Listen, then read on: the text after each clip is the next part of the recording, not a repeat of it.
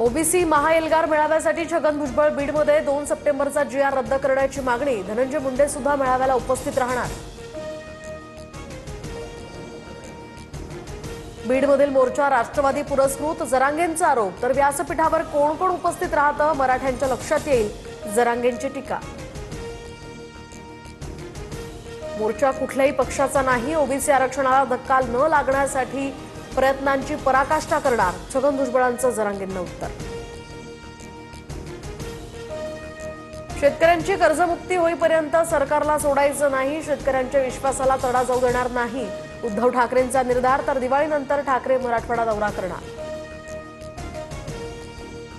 राज्यभरात शरद पवारांच्या पक्षाकडून काळी दिवाळी साजरी, राज्य सरकारकडून शेतकऱ्यांसाठी तोकडी रक्कम। आम्ही शेतकऱ्यांच्या दुःखात सहभागी, शरद पवारांची माहिती। दिवाळीआधी शेतकऱ्यांना मदत देण्यास सुरुवात, राज्य सरकारकडून काही जिल्ह्यांमध्ये 480 कोटी रुपयांचं वाटपास मंजुरी।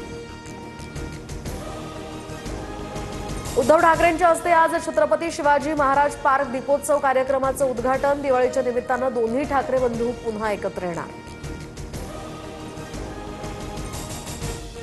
राहुरीचे आमदार शिवाजीराव कर्डिले यांचं अल्पशा आजारानं निधन, मुख्यमंत्र्यांकडून शोक व्यक्त। तर अजित पवार, रोहित पवारांसह भुजबळांकडून कर्डिलेंना श्रद्धांजली। निलेश घायवळनं बेकायदेशीर ताबा मिळवलेल्या 10 सदनिका सील करणार। परदेशात शिकणाऱ्या मुलांचं शैक्षणिक शुल्क घायवळनं कसं भरलं याची चौकशी होणार। नाशिक जिल्ह्यामध्ये आजपासून आठवडाभर कांदा खरेदी विक्री बंद, दिवाळीनिमित्त व्यापाऱ्यांचा सुट्टी घेण्याचा निर्णय। तर कांद्याचे दर कोसळले, शेतकऱ्यांमध्ये यामुळे नाराजी।